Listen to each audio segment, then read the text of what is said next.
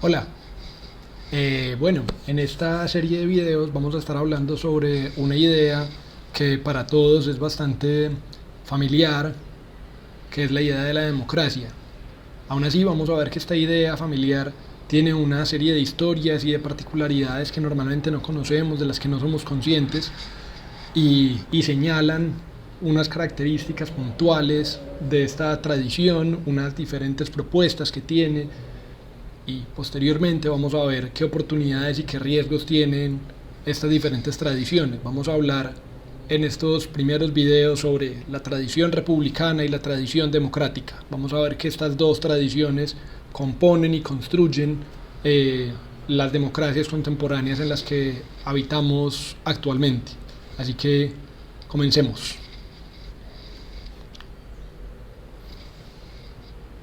Bueno, en primer lugar, eh, ¿qué es la democracia? Siempre, como les decía, tenemos como esta idea familiar, que todos estamos como de acuerdo en lo que es, pero en realidad hay una serie de características que le damos a la democracia que son muy diversas. Parece que no logramos construir una definición universal o definitiva de este concepto, de esta organización política. A veces la definimos es como la soberanía popular, esta idea que está construida es para combatir los sistemas como la monarquía, como el gobierno del uno. En otros momentos la definimos es como el mandato de la mayoría, ese mandato de la mayoría contra los sistemas como la oligarquía, los sistemas de los pocos. Entonces defender es los intereses de la mayoría, el reconocimiento de que la democracia debe estar escuchando es a los muchos y no a los pocos. Otras veces se habla de la voluntad general o la voluntad del pueblo, que la democracia es este tipo de gobierno, este tipo de organización social que es de la gente y para la gente. Vean que ahí empieza a haber una serie de diferencias puntuales. En la soberanía popular está más interesado es en combatir esta idea del gobierno del uno, el mandato de la mayoría es combatir esa idea del gobierno de los pocos, y acá esta idea de la voluntad general es entonces esta idea del gobierno del gobierno de los muchos, el gobierno del pueblo. Aún así hay otra serie de definiciones, hay otra serie de características como el equilibrio de los poderes, la idea de la democracia como esta organización social para conseguir una especie de balance. Conocemos, por ejemplo, en Colombia y en gran parte del mundo que están separados los poderes en estas tres líneas: el poder ejecutivo, el poder legislativo y el poder judicial, y la idea de que estos tres poderes existan así para contrarrestarse y balancearse unos a otros. También se habla de la democracia como esta forma de competencia política para mantener el control y un balance saludable. Además, en la democracia también se habla de la no discriminación para la protección de las libertades y los derechos de los otros, que la democracia debe seguir este tipo de premisas. Y finalmente, pues una definición que es como más teórica, pero que habla también sobre esta tradición, pues la idea de que la democracia defiende es el principio del interés afectado, eh, la protección de los derechos de quienes están viendo sus intereses afectados por cierta decisión, y es entonces el enfrentamiento a la tiranía de los pocos. Acá entonces vemos que estas son algunas características que le damos tradicionalmente a esta idea de la democracia, pero que sigue sin lograr presentar una idea como definitiva, universal, completa de qué es lo que es la democracia. Esto han sido presentaciones de la idea que, que han servido en diferentes momentos de la historia para presentar lo que es esta organización política que ha tenido tantos defensores como detractores.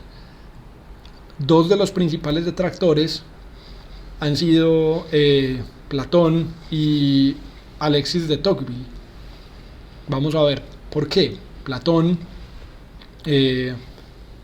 que vivió entre el 428 y el 347 a.C. aproximadamente, pues Platón había visto cómo a su mentor, a Sócrates, lo habían matado en la democracia ateniense por estar comprometido con la verdad, por estar buscando la verdad. Él había seguido una serie de ideas importantes y había pagado las consecuencias frente a un sistema democrático o antiguo en Atenas. Platón veía entonces con cuidado este sistema político. Decía que esta democracia en realidad era algo bastante peligroso, era bastante similar a lo que hemos dicho en otros videos. Era similar a esta teoría del moral del hurra o del búho, en donde las personas no estaban comprometidas con la búsqueda de la verdad, no estaban comprometidos con el logos, no estaban intentando separar la episteme y la doxa, como el conocimiento verdadero y la simple opinión, sino que estaban sujetos a la manipulación y a sus sentimientos, estaban sujetos a las habilidades de los sofistas, que eran estos como los enemigos, entre comillas, de Sócrates y de Platón a sí mismo, en esa época, que eran quienes estaban en esta antigua Grecia como interesados en el lenguaje y en ver cómo persuadir más que en buscar la verdad. Ahí entonces Platón reconocía en la democracia una debilidad especialmente fuerte frente a esos engatusadores. Así que habría que tener bastante cuidado. En esta historia de la caída de Sócrates, que termina con la toma voluntaria de Sócrates de la cicuta, es presentada en un texto que es la Apología a Sócrates, que si no lo conocen los invito a mirarlo. Un opositor de la democracia más reciente es Alexis de Tocqueville. Alexis de Tocqueville, que vive a lo largo de gran parte del siglo XIX, es un autor de la tradición francesa que viaja a Estados Unidos para estudiar su sistema penitenciario, pero se encuentra un sistema político naciente y que se estaba organizando, que él veía como interesante, pero que podría tener ciertos problemas. Ahí es cuando este autor se hace famoso por la frase de que la democracia puede ser la tiranía de la mayoría. En realidad hay unos debates ahí, no está como del todo claro si esa idea fue primero expresada por Tocqueville. Algunos dicen que fue primero expresada por John Stuart Mill, pero bueno, Tocqueville es el que tradicionalmente es reconocido por esta frase, y es especialmente conocido por este texto, por Democracia en América, que es un super bestseller de las ciencias políticas clásicas y contemporáneas. Vemos que este texto lo que estaba haciendo era intentando señalar que esta búsqueda por la democracia y por la equidad eran ideas históricamente imparables. Eso estaba aquí para quedarse. Estas ideas se iban a tomar el mundo, pero él veía eso con preocupación. Él veía que esa democracia y esa búsqueda por la equidad podían llevar a esa famosa tiranía de las mayorías. Reconocía aún así que Estados Unidos estaba haciendo un buen trabajo para manejar y domesticar este tipo de impulsos que podían ser peligrosos. Estados Unidos estaba organizando de cierto modo estos impulsos y había hecho las cosas pues bastante bien. Esas instituciones estadounidenses le estaban dando un aviso al mundo sobre cómo podían organizarse, y él, al escribir este texto, Democracia en América, básicamente lo que estaba haciendo era darle un aviso a sus compatriotas franceses sobre cómo podían domesticar y organizar, según sus palabras, estos impulsos de la democracia y la equidad de un buen modo. Ese buen modo eran a través de esas democracias, de esas instituciones estadounidenses, de ese tipo de democracia, entre comillas, estadounidense, que estaba centrada en lo representativo y en lo republicano. Lo primero que habían hecho y lo primero que debía tenerse en cuenta con la democracia, decía Tocqueville, es que tenía que profundizarse esta idea de la división entre el Estado y las religiones. Eso era un primer paso que era valioso. Europa se había visto barrida y fuertemente golpeada por las guerras de religiones. Vecinos habían luchado entre sí mismos por estos enfrentamientos, especialmente entre el catolicismo y el protestantismo, con todas sus variantes. Tocqueville señala que es importante mantener esas separaciones y que también es importante tener en cuenta que la obsesión por el dinero y el individualismo son grandes riesgos actuales para la democracia por la envidia y la vergüenza que fomentan. Esta obsesión por el dinero y por el individualismo eran unos asuntos muy fuertes en América, en Estados Unidos de América, y él estaba viendo cómo lo manejaban. Inevitablemente la democracia nuevamente estaba ahí para quedarse, él lo veía con mucha preocupación, entonces por eso tiene este lenguaje como fuerte y con un dedo acusador, señala como las manchas oscuras que él empezaba a ver en esta tradición. Afirma entonces que la democracia hace que tendamos a la mediocridad, a que ignoremos los méritos y recortemos la mediocridad y recortemos la genialidad, perdón. Estas ideas entonces de la democracia como mediocre, como esta idea en donde, esta organización en donde nos ven a todos como por igual, era bastante preocupante, pero nuevamente Estados Unidos con su tradición, con su organización institucional, estaba logrando hacerlo, estaba logrando controlar ese impulso democrático. Aún así, el mismo Estados Unidos, decía Tocqueville, estaba evadiendo una pregunta fundamental desde ese entonces en Estados Unidos. Estaba evadiendo la pregunta por la esclavitud. Desde el momento en el que escribió su texto, predijo que esa esclavitud eventualmente se iba a abolir, pero que iba a haber una guerra civil y un surgimiento de dos grandes superpotencias en el mediano largo plazo del desarrollo geopolítico, Estados Unidos y Rusia. Así pues, este hombre, Tocqueville, es bastante preciso en esas predicciones que realiza. A pesar de estos problemas, Tocqueville sabía entonces que era un proceso inevitable, y así, aún teniendo los problemas que Tocqueville señalaba y las dificultades que Platón señalaba, siguiendo con la figura, con las ideas que el profesor Ian Shapiro de la Universidad de Yale nos señala, pues la democracia es esta idea, esta organización política que nos sirve, o que al menos por ahora más efectivamente ha seguido estos valores de la ilustración, estos valores de los que hemos hablado a lo largo de varios videos, de todo este recorrido, el compromiso con los valores de la ciencia o la búsqueda por la verdad y los derechos individuales o las libertades individuales. A pesar de los ataques de Platón contra la búsqueda de la verdad, pareciera que la democracia se mantiene como ese mejor de los caminos, y a pesar de las advertencias de Tocqueville sobre la tiranía de las mayorías, parece que la democracia sigue siendo ese elemento, ese camino, esa organización social que más garantías nos da sobre los derechos individuales, sobre las libertades individuales. Este particular camino, en donde a pesar de estos detractores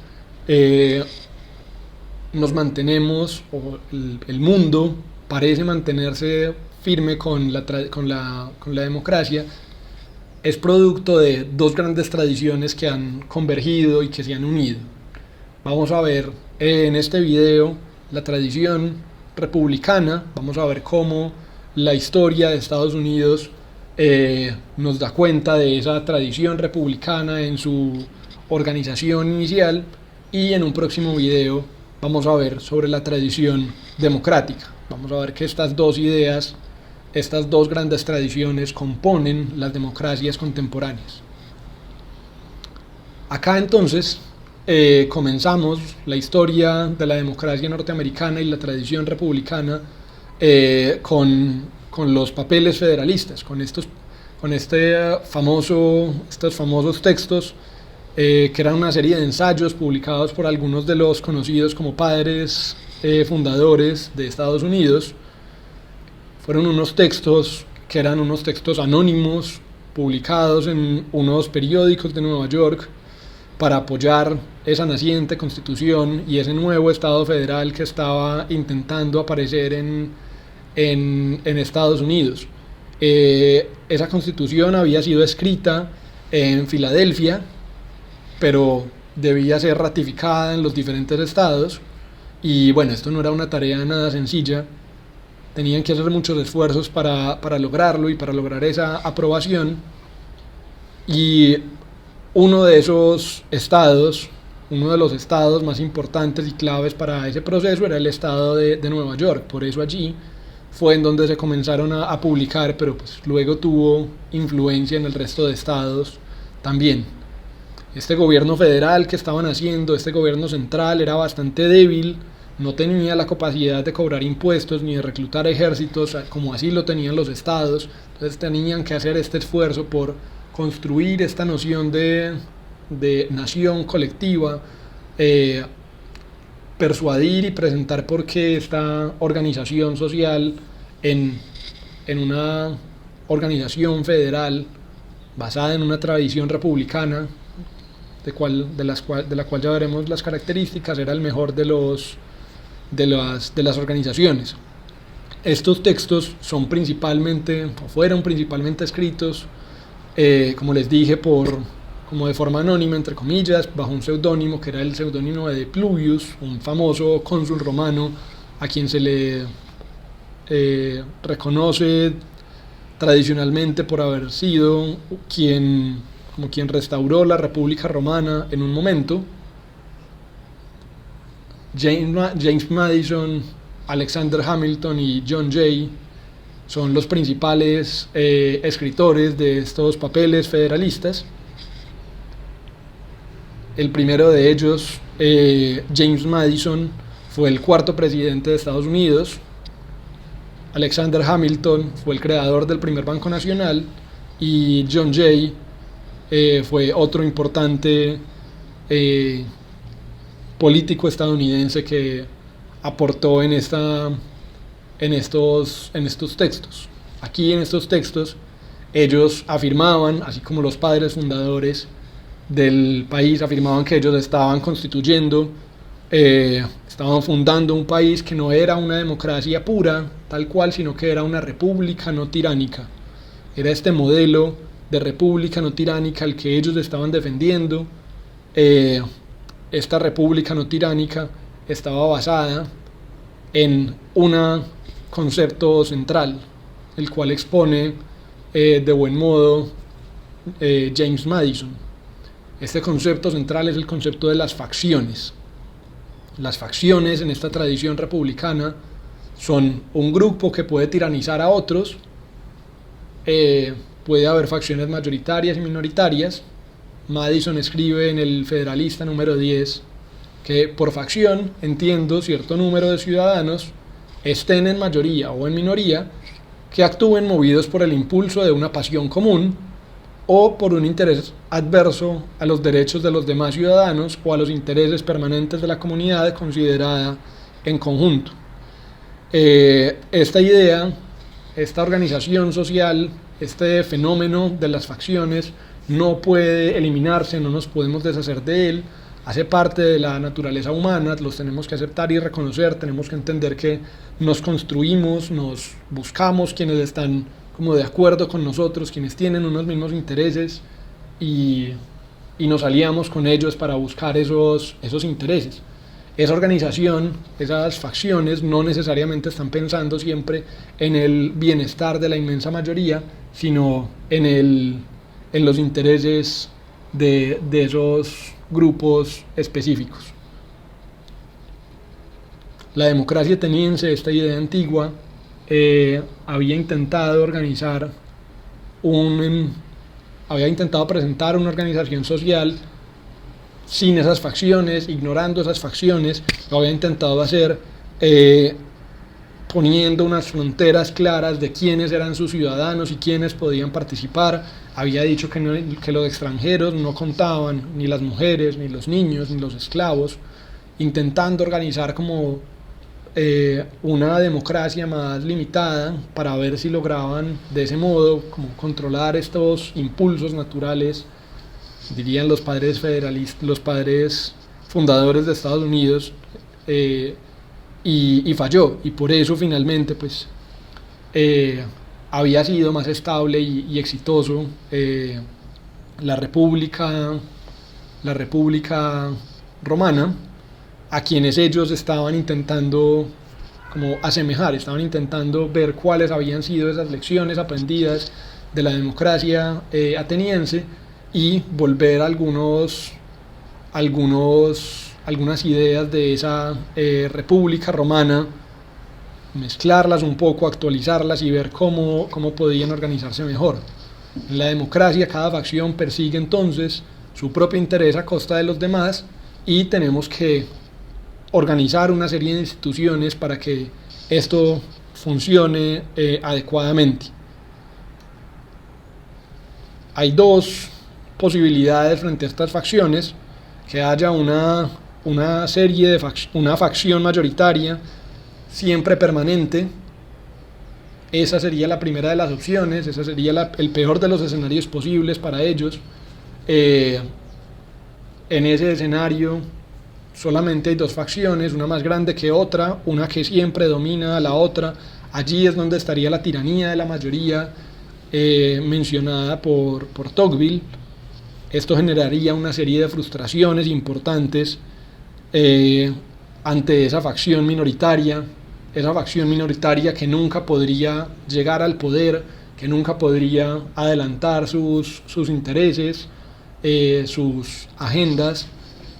Y esa facción minoritaria, pues, luego de siempre estar en la minoría y siempre estar en la minoría, después de quién sabe cuánto tiempo, varias décadas probablemente, serían arrojados a la violencia, a la revolución o a una indiferencia política, a dejar de lado el proyecto. Veremos entonces que ahí era el peor de los escenarios posibles, porque estaban llegando a un resultado en donde siempre eran unos pocos, una facción mayoritaria, pero una facción mayoritaria que estaba dejando a una facción importante, probablemente a un 49% de la población por fuera, y esto generaría una serie de problemas importantes. El escenario más adecuado sería una serie de facciones minoritarias, en donde habría muchas facciones sin una mayoría en ninguna de ellas, y esto lo que posibilitaría es una división mucho más estable, sin una mayoría permanente, en donde siempre habría una búsqueda de coaliciones para controlar las mayorías, para controlar la tiranía de la mayoría, y siempre habría un incentivo para jugar respetando las reglas. Siempre habría una idea de yo tengo que buscar hacer coaliciones con personas que tienen otros intereses, yo tengo que buscar que los otros confíen en mí, y de ese modo pues lograríamos cooperar, lograríamos unirnos para hacer un gobierno y trabajar juntos para impulsar nuestros intereses, a pesar de que tengamos algunas pequeñas diferencias. Acá vemos cómo en esta idea de las facciones minoritarias es donde aparecen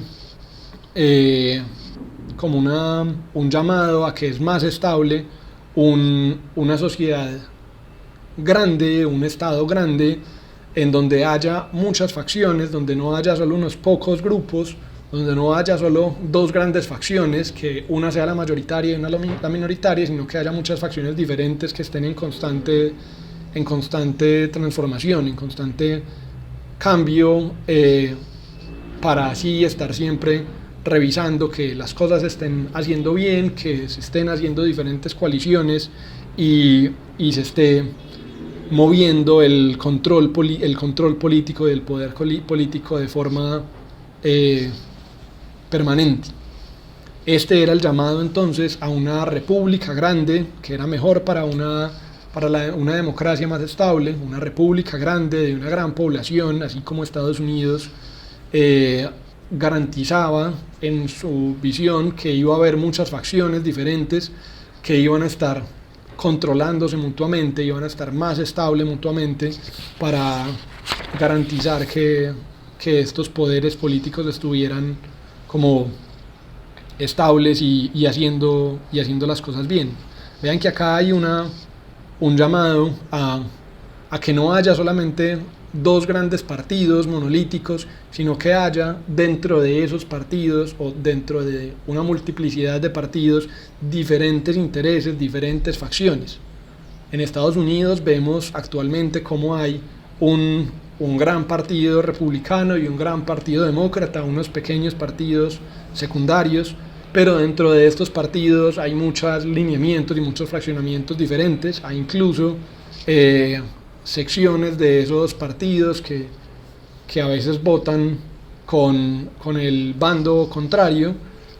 Hay también una serie de personas así llamadas independientes, y este tipo de cosas es las que representan estas diferentes facciones. Posteriormente vamos a ver por qué y cómo es que este llamado de las facciones, este llamado de la autorregulación en Estados Unidos y en diferentes países ha ido volviéndose cada vez más débil. En Inglaterra vemos algo parecido. El partido de los conservadores y de los laboristas son los dos partidos principales, las dos facciones principales. Aún así hay muchos otros que también empiezan a tener un peso importante. En Colombia tenemos una serie inmensa de partidos. Eso ya habla de otra inestabilidad política, de la poca confianza y la poca fortaleza institucional de la política organizada de nuestro país, pero eso también es un llamado y una forma de presentar estas diferentes facciones que en teoría llamarían y organizarían la sociedad de un modo más estable, no con un poder dominante que siempre esté ahí, una facción mayoritaria que esté aplastando a otra, sino una forma de ir mutando, un control político constante y en perpetua cooperación, en perpetua búsqueda de cooperación para ganar esas coaliciones suficientes para gobernar. Esta tradición republicana, esta organización social basada entonces en estas facciones, es diferente a la tradición democrática, esa tradición democrática del mandato de la mayoría, que confía en una democracia directa. Ellos entonces con esta república no tiránica están buscando volver a unas ideas de las que ya hablaba Aristóteles, a unas ideas de esa antigua república romana que tenían presentes esas versiones del uno como la monarquía, esas versiones de los pocos como la aristocracia, esas versiones de los muchos como la democracia. Esta tradición republicana intenta ser consciente que las organizaciones sociales, los fenómenos sociales de diferente tipo, organizan el poder siempre en estas versiones, siempre en los gobiernos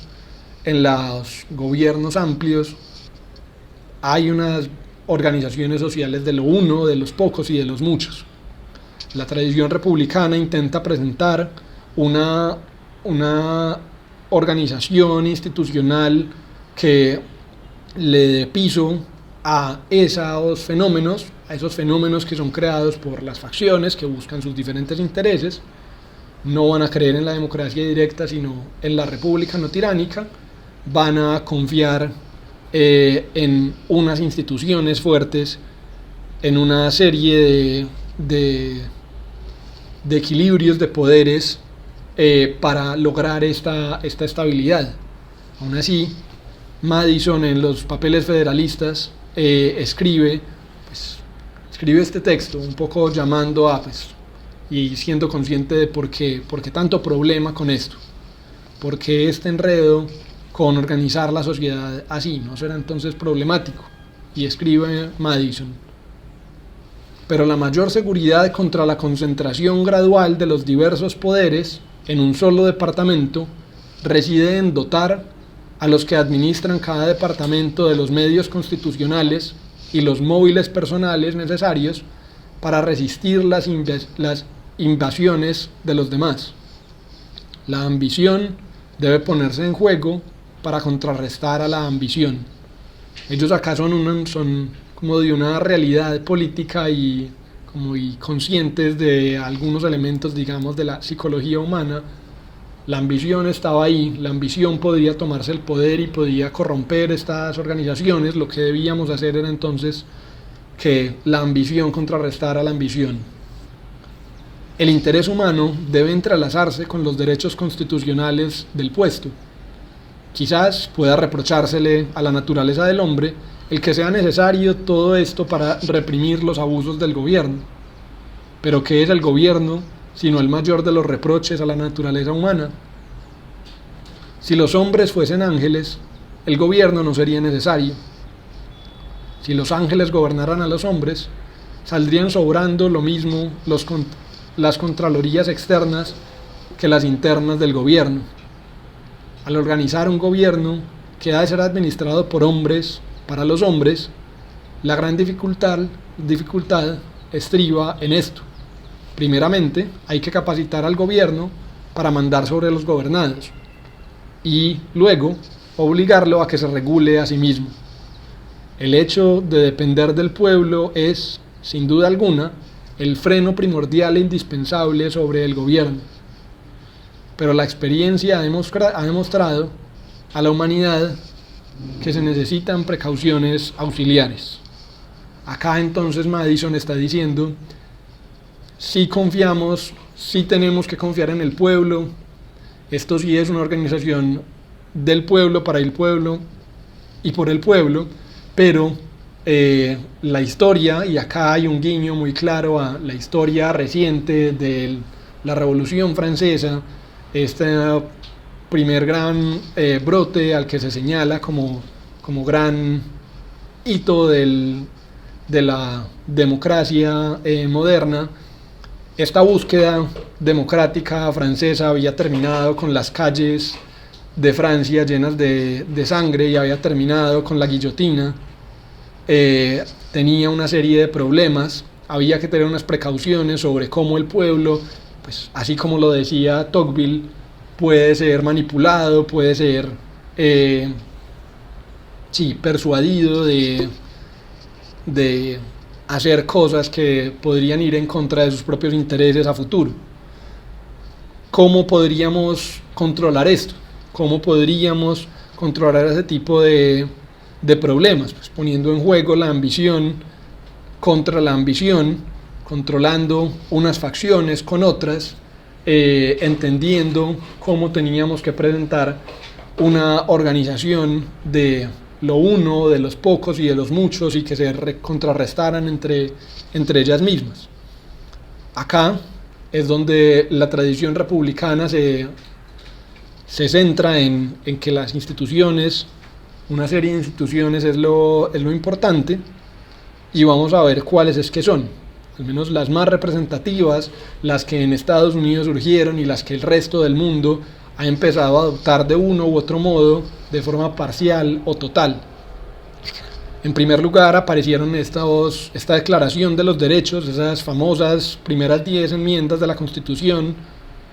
Esto es muy importante porque no eran parte de la Constitución como tal, sino enmiendas que se le hicieron posteriormente, muy rápidamente, son derechos individuales, no son derechos de los estados, no son derechos del gobierno, sino que son derechos de las personas.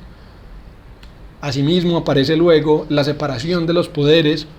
Esa es la forma de poner a luchar la ambición entre poderes para una mayor estabilidad, lograr una sociedad más estable, menos tiránica, separar estos poderes ejecutivos, judiciales y legislativos, separar esos poderes para que la ambición de cada uno de ellos compense y vigile y haga veeduría al poder de las otras. Esta idea del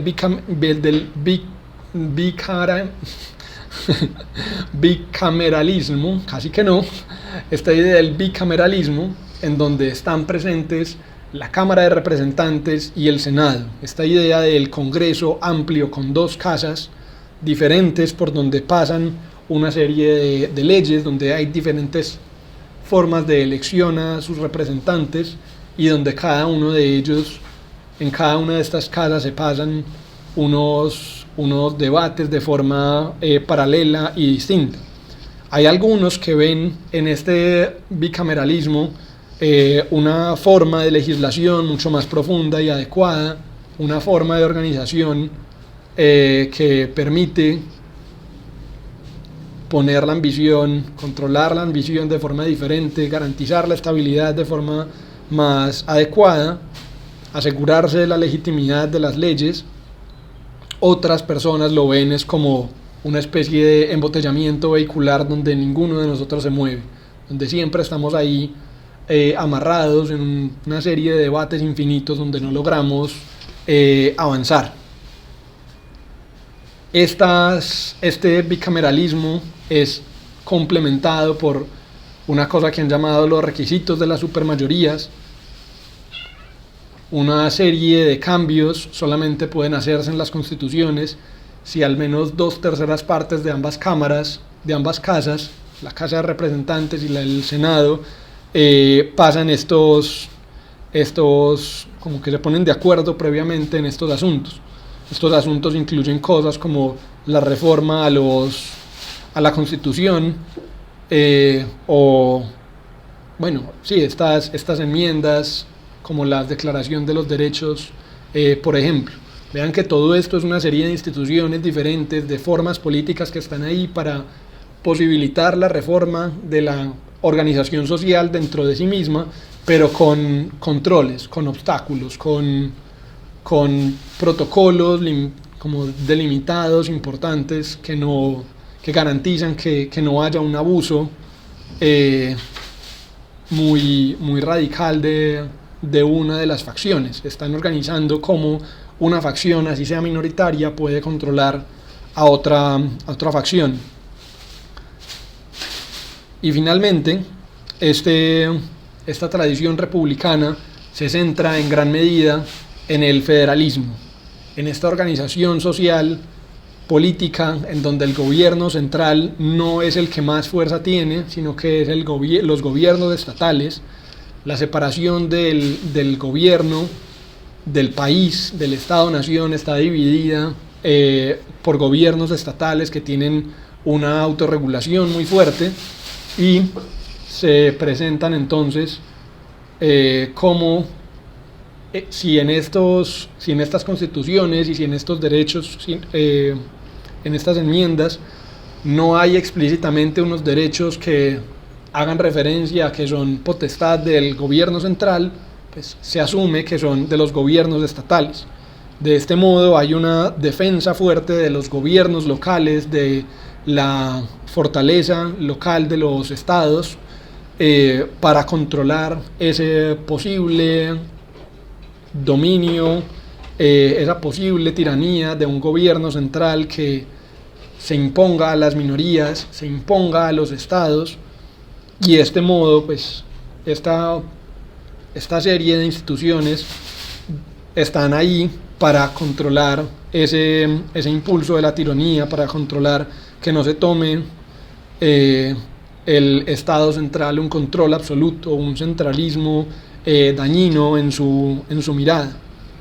Ahí, pues, En Gran Bretaña, por ejemplo, también hay un llamado a esto, una forma de organización similar a esto, pero aquí vemos que no hay una organización federal. Aquí en Gran Bretaña primero hubo una organización central, pues finalmente había una monarquía que fue transformándose, que históricamente fue desarrollando gobiernos locales con poderes y fuertes, pero aún así el gobierno central mantiene unos poderes pues, simbólicos y reales finalmente, que son fuertes, a pesar de que en países como Gran Bretaña, como Inglaterra, hay esta separación, hay esta separación de poderes, hay esta idea de las supermayorías en algunas formas, hay esta idea de las facciones, no está esta idea del federalismo, y eso hace que el país tenga unas lógicas bastante distintas. En Colombia no tenemos una separación por estados, nosotros tenemos departamentos. Hay países como Estados Unidos de América, como Estados Unidos de México, que funcionan con estados autónomos mucho más fuertes. En Colombia hay un momento en la historia patria de los Estados Unidos de Colombia, un momento con bastantes problemas y dificultades. Aún así, este tipo de búsquedas del republicanismo, del sistema republicano como tradicional, siguen vigentes, siguen presentes en nuestro contexto y han sido llamadas y han sido como reivindicadas por ciertos sectores políticos que llaman a unas nuevas constituciones, a unas nuevas constituyentes en donde el Estado se debería reconstituir en estos Estados Unidos de Colombia con departamentos o estados actuales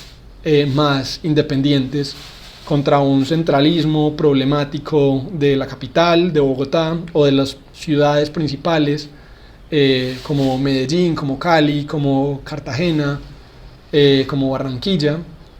Y es un llamado pues, que varios de estos sectores tienen. En un próximo video vamos a ver cómo esta tradición republicana, especialmente fuerte en Estados Unidos, que llamaba a esta república no tiránica, es complementada, reformada por una tradición democrática diferente, especialmente proveniente de Europa, de países como Francia. Y vamos a ver que esta tradición democrática va a hablar de tres ideas: de la voluntad general, de la deliberación y de la competencia. Vamos a ver entonces cómo esta idea macro que tenemos de la democracia contemporánea está conformada por la tradición republicana que hemos visto en este video y la tradición democrática que vamos a ver en el siguiente. Por ahora les agradezco mucho la atención, los invito a reflexionar sobre estas ideas de esta república no tiránica y cómo estos equilibrios de poderes y estas luchas entre las facciones son generalmente positivas para una estabilidad social, pero a pensar también cómo esta serie de facciones y esa búsqueda constante de coaliciones puede ser también cooptada y puesta en contra de los mismos intereses sociales de los estados-naciones contemporáneos. Así que nuevamente les agradezco la atención y hasta pronto.